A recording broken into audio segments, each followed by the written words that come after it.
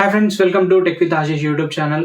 ఈ వీడియోలో మనం చాట్‌జీపీటీని డెవలప్ చేసిన ఓపెన్ ఏఐ కంపెనీ వాళ్ళు ఇంకొక ఏఐ మోడల్‌ని డెవలప్ చేశారు. అదేంటి? ఎలా ఉంటుంది? దానివల్ల మనకేం యూజ్ ఉంటుంది అనేది చూద్దాం. ఫస్ట్‌లీ మీరు ఈ వీడియోనైతే చూడండి.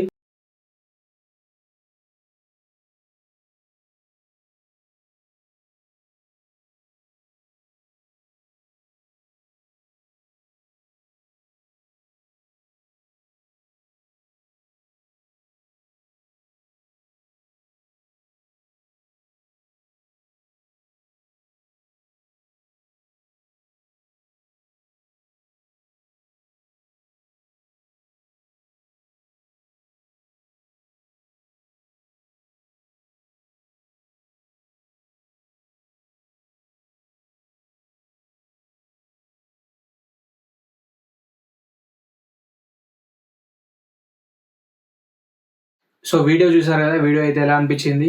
ఒక ప్రొఫెషనల్ క్రియేటర్ వీడియోని క్రియేట్ చేసినట్టు అనిపించింది కదా! కానీ కాదు. ఈ వీడియోని క్రియేట్ చేసింది ఒక ఏఐ మోడల్. ఆ ఏఐ మోడల్ వచ్చేసి సొరా. సో ఈ సొరా ఏంటి అనే విషయానికొస్తే, సొరా అనేది ఒక ఏఐ మోడల్. దీన్ని మనకి ఓపెన్ ఏఐ కంపెనీ వాళ్ళైతే డెవలప్ చేశారు. సో దీన్ని యూజ్ చేసుకొని మనం టెక్స్ట్ నుండి వీడియోనైతే జనరేట్ చేసుకోవచ్చు. మనం ఏదైనా ఒక ప్రాంప్ట్ ఇస్తే ఆ ప్రాంప్ట్‌ని యూజ్ చేసుకొని ఇది మనకి వీడియోని జనరేట్ చేస్తుంది. సో దీన్ని యూజ్ చేసుకొని మనం అయితే ఒక 60 సెకండ్స్ వరకి, అంటే ఒక 1 మినిట్ వీడియోనైతే జనరేట్ చేయొచ్చు.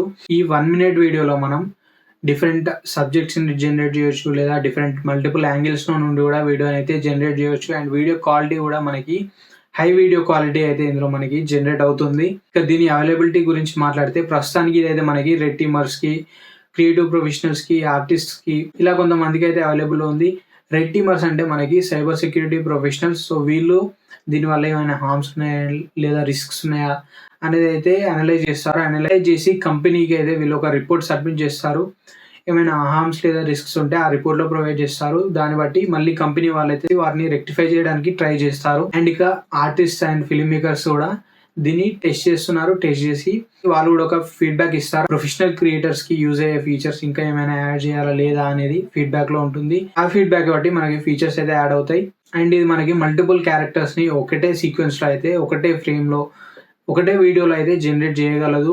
అండ్ వీడియోలో కూడా మనకి చాలా డీటెయిల్స్‌ని కూడా ఇది మనకి జనరేట్ చేస్తుంది. మీరు స్టార్టింగ్‌లో చూసిన వీడియోలో అబ్జర్వ్ చేస్తే చాలా డీటెయిల్స్ అయితే ఉంటాయి. లైక్ ఆ సబ్జెక్ట్ యొక్క రిఫ్లెక్షన్స్ నుండి సబ్జెక్ట్ ఇయర్ రింగ్స్ మూవ్‌మెంట్స్ వరకి చాలా డీటెయిల్స్‌ని కూడా ఇది మనకి వీడియోలో జనరేట్ చేసింది. సో ఈ విధంగా చాలా డీటెయిల్డ్ వీడియోస్ అయితే ఇది జనరేట్ చేయగలదు. అండ్ ప్రాంప్ట్ అండర్‌స్టాండింగ్ కూడా చాలా డీప్‌గా అయితే ఉంటుంది. మనం ఇచ్చిన ప్రాంప్ట్‌ని ఇది చాలా డీప్‌గా అనలైజ్ చేసి వీడియోనైతే జనరేట్ చేస్తుంది. ఆ వీడియోలో అబ్జర్వ్ చేస్తే ప్రాంప్ట్‌కి అక్యురేట్‌గా ఇది మనకి వీడియోనైతే జనరేట్ చేసింది. ఈ ఏఐ మోడల్‌లో మనకి కొన్ని డ్రాబ్యాక్స్ కూడా ఉన్నాయి. లైక్ మనం వీడియో జనరేట్ చేసేటప్పుడు అది ఫిజిక్స్‌ని అయితే డెవలప్ చేయలేదు. లైక్ ఎగ్జాంపుల్‌గా చెప్పాలంటే, మనం ఒక ట్రీ ఉంది. ఆ ట్రీ నుండి ఏదైనా ఒక ఫ్రూట్ కింద పడిందనుకోండి. ఆ ఫ్రూట్ కింద పడిన వీడియోని జనరేట్ చేస్తుంది. బట్ ఆ ఫ్రూట్ అయితే ఆ ట్రీ పైన ఉంటుంది. ఇంకా డీటెయిల్‌గా చెప్పాలంటే, ఒక పర్సన్ ఒక బిస్కెట్‌ని బైట్ చేశాడనుకోండి. ఆ బైట్ చేసిన వీడియోని జనరేట్ చేస్తుంది. బట్ బిస్కెట్ పైన బైట్ మార్క్ అయితే ఉండదనమాట. సో ఇలా కొన్ని ఇష్యూస్ అయితే ఇందులో ఉన్నాయి. అండ్ ఇక దీని సేఫ్టీ అండ్ సెక్యూరిటీ గురించి మాట్లాడుకున్నట్లయితే, దీన్ని మనం ఎంత పాజిటివ్ వేలో యూజ్ చేసుకోవచ్చో, అంత నెగెటివ్ వేలో కూడా యూజ్ అయ్యే అవకాశాలు ఉంటాయి. కాబట్టి సేఫ్టీ అండ్ సెక్యూరిటీ గైడ్‌లైన్స్ పైన అయితే వర్క్ చేస్తున్నారు. సో మనకి చాట్‌జీపీటీలో ఏదైనా ఇల్లీగల్ ఇన్ఫర్మేషన్ కోసం అడిగితే అది ఎర్రర్ చూపిస్తుంది కదా! అదేవిధంగా ఇది కూడా మనం ఏదైనా సెక్షువల్ కంటెంట్ కోసమైనా, లేకపోతే ఇల్లీగల్ కంటెంట్ కోసం, వైలెన్స్ కంటెంట్ కోసం అడిగితే ఆ టెక్స్ట్‌ని అనలైజ్ చేసి, సో అలాంటి కంటెంట్ ఏమైనా అడుగుతున్నాం అని అర్థమైతే ఇది మనకి ఎర్రర్ మెసేజ్ అయితే చూపిస్తుంది. వీడియోని జనరేట్ అయితే చేయదు. అండ్ ఇక ఇది ఎలా వర్క్ అవుతుంది అనే విషయానికొస్తే, ఇది మనకి డెఫిషన్ మోడల్ పైన వర్క్ అవుతుంది. డెఫిషన్ మోడల్ అంటే ఇది ఒక మెషిన్ లెర్నింగ్ అల్గోరిథం. ఈ అల్గోరిథం ఎలా వర్క్ అవుతుంది అనేది సింపుల్‌గా చెప్పాలంటే, ఒక నాయిసీ ఇమేజ్‌ని step by step noise remove చేస్తూ హై క్వాలిటీ ఇమేజ్‌గా అయితే కన్వర్ట్ చేస్తుంది.